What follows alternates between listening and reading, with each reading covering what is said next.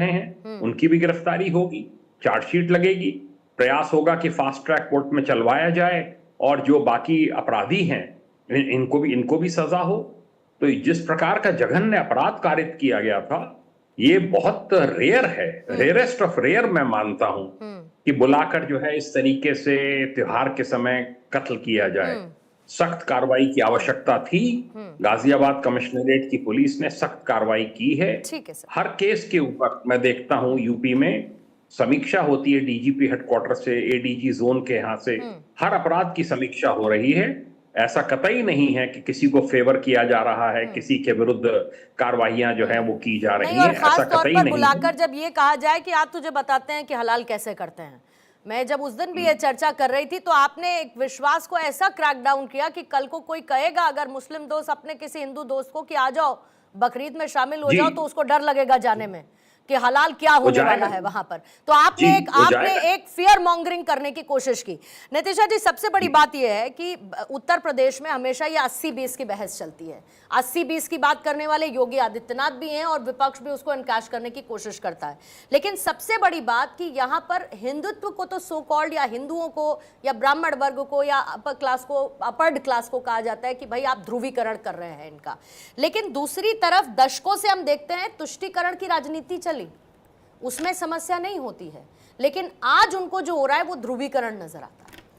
देखिए, पूजा जी से ही शुरू करते हैं क्योंकि उन्होंने ही स्टार्टिंग पॉइंट्स लिए थे। अब वो जितने भी नाम गिनवा रही थी, चाहे वेस्ट बंगाल में अभी केस आया हो या कोई भी केस यहीं पे बैठ के हमने बात की हो, तब भी उन्होंने कभी कोई पक्ष में बात नहीं की है। वो कभी भी किसी हिंदू की डेथ होने पर कुछ भी पक्ष में नहीं रखती है, ना ही उनकी सरकार की तरफ से कोई ट्वीट आता है, उनकी पार्टी की तरफ से कोई ट्वीट आता है। सॉरी, दूसरी एक बात बताइए, अगर एक मुस्लिम पर्सन ने एक हिंदू पर्सन को बुलाया और उसको धोखे के तहत मारा गया, तो यहां पर क्या कार्रवाई जल्दी होनी चाहिए या नहीं होनी चाहिए? यहां पे दो पार्टियां नहीं है कि दो पार्टियां लड़ रही हैं, यहां पे दो पक्ष हैं, एक मुस्लिम पक्ष और एक हिंदू पक्ष। और अगर यहां पे कार्रवाई नहीं होगी तो एक संविधान के तहत राज्य सरकारों का दायित्व कानून व्यवस्था बनाए रखने का है। अपराध नियंत्रण और नागरिक अधिकार के बीच संतुलन महत्वपूर्ण है। तो यहां पर, और दूसरा, असद के घर पर बुलडोजर की कार्रवाई जैसे हम बात करें, उत्तर प्रदेश में अवैध निर्माण पर अवैध संपत्तियों के खिलाफ अभियान चलाया जा रहा है, और यहाँ पे असद का घर हो या किसी ऐसे हिंदू का घर हो जिन्होंने गलत उस घर को कब्जा करके उसको बनाया हुआ है, तो बुलडोजर क्यों नहीं चलना चाहिए? और परेशानी कहां पर है ये मुझे समझ नहीं आ रहा। इतना बड़ा धोखा कि पूरा भारत हिल जाए कि आप हमें अपने त्योहार पर बुला रहे हैं और हमें हलाल कर रहे हैं, इतने बड़े धोखे पर क्यों नहीं कार्रवाई होनी चाहिए, ये बताया जाए। ठीक है। हाजी नाजिम खान साहब, आरोपी पर कार्रवाई हुई, असद आरोपी था, अपराधी था, तो उस पर कार्रवाई अगर हो रही है तो उसे किसी धार्मिक चश्मे से हाजी नाजिम खान तो नहीं देख रहा है?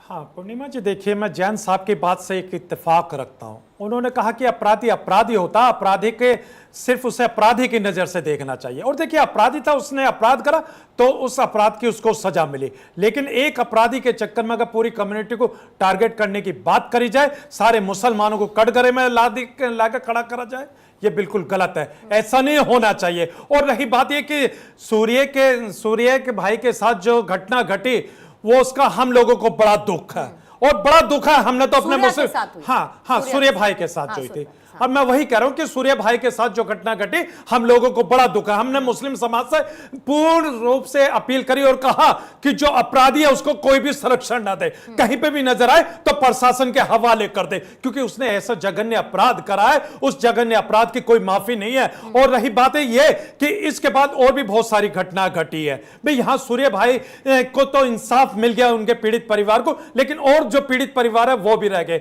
अभी चिराग त्यागी जो पैरा एथलेटिक के खिलाड़ी थे, उनकी भी हत्या हुई, उनके पीड़ित परिवार को भी इंसाफ मिलना चाहिए। और ईद का दिन है जहां पर एक जहांगीरपुरी के अंदर अरबाज को कुछ लोगों ने वहां उसकी हत्या कर दी, लेकिन वही ईद का दिन यहां पर असद ने यहाँ पर सूर्य भाई की हत्या करी, वहीं अरबाज की हत्या हुई है जहांगीरपुरी के अंदर। वो भी एक कम्युनिटी से आते थे, वो मुस्लिम समुदाय से नहीं आते थे। लेकिन बात यहाँ पर इंसाफ की आती है। मैं तो योगी जी के इंसाफ को सलाम करता हूं कि 24 घंटे के अंदर उत्तर प्रदेश के अंदर एक नजीर पेश कर दी गई, और वहीं पर दिल्ली के अंदर भी यहाँ पर इन्हीं की सरकार है, वहां पर भी एक नजीर पेश होनी चाहिए थी। वहां पर भी अरबाज के पीड़ित परिवार को इंसाफ मिलना चाहिए था, और ये चिराग त्यागी के पीड़ित परिवार को भी इंसाफ मिलना चाहिए। और देखिए, हम लोग तो चाहते हैं कि देश के अंदर अमन व सुकून बना रहे, लेकिन एक कम्युनिटी को अगर यह कह दिया जाए कि आप अपराधी के साथ हो, आप अपराधी हो, तो कहीं ना कहीं उस मुस्लिम समाज को एक कटघरे में खड़ा कर दिया जाता है। किसने कहा?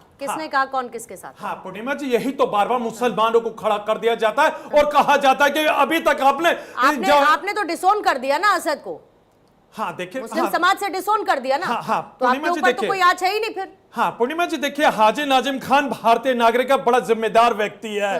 हाजी नाजिम खान अपने हिंदू भाइयों के साथ खड़ा और पीड़ित परिवारों के साथ खड़ा, और मुस्लिम समाज भी। और रही बात यहां पर जिस तरीके की बातें करी जाती है और कहा जाता है कि मुस्लिम समुदाय के उस व्यक्ति ने हलाल कर दिया, भाई बात हलाल की नहीं है, यहां पर इंसानियत का कत्ल हुआ है। और जब इंसानियत का कत्ल होता है तो मेरे मजहब इस्लाम के अंदर भी एक आ गया ना। हाँ, सेंटेंस ना मैंने बनाया, बड़ी बात वही बात कहकर किया गया, लेकिन यहाँ पर कहकर किया गया। पर्व था बकरीद का, आप लोग इसे भाईचारे का पर्व बताते हैं। भाईचारे के पर्व के बीच में आप जिनको सूर्या भाई कह रहे हैं, वो भाई समान दोस्तों को अपना भाई समझ के वहां पर पहुंचा। कहा तो यही कहा गया ना, क्या तुझे बताते हैं कि हलाल कैसे करते हैं। तो फिर शर्मिंदगी तो होगी साहब, और शर्मिंदगी तो होनी चाहिए। हाँ पूर्णिमा जी, देखिए, ये जो बयान इस तरीके का आया कि भी बकरीद पे कुर्बानी कैसे होती है, आओ तुमको दिखाएं कैसे होती है, ये ऐसा बयान बड़ा निंदनीय है। इसने पूरे समाज, पूरे भारत को शर्मसार कर दिया है। और जो ऐसा बयान ऐसे